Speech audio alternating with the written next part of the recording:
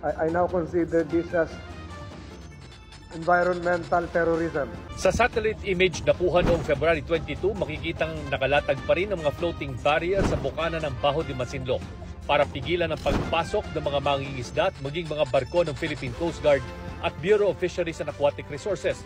Bukod dito, ginajam din daw ng China ang Automatic Identification System ng PCG at BFAR. Ang AIS ang nagbibigay ng lokasyon ng isang barko sa dagat gamit ang satellite technology. Kasama ito sa mga international regulations sa ligtas na paglalayag. They can be able to jam our AIS transmission signal. The reason why they're doing this is for them to support their narrative that every time na nandun tayo, sinasabi nilang they were successful in driving us away. Dahil sa ulat ng malawakang pagsira umano ng China at Vietnam ng mga bahura sa buong South China Sea, inihain ni Senador Francis Tolentino ang resolusyong paimbestigahan ang mapanira at ilegal na pamamaraan ng pangingisda.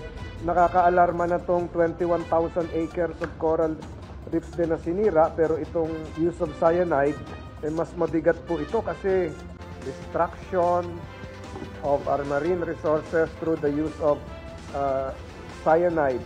Nilinaw naman ng Bureau of Fisheries and Aquatic Resources ng impormasyong gumagamit ng cyanide ng China sa Baho de Masinloc ay galing mismo sa mga Pilipinong mangingisda roon.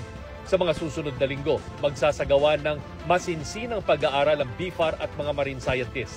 Kaya nga po kailangan magkaroon ng further assessment, no? Para makita natin ano ba talaga yung naging cause nung kasiraan na nakita doon sa lugar. Ito ba ay cyanide nga? Anong ibang destructive fishing method ang ginamit para magresulta ito doon sa pagkasira ng mga bahura doon sa lugar?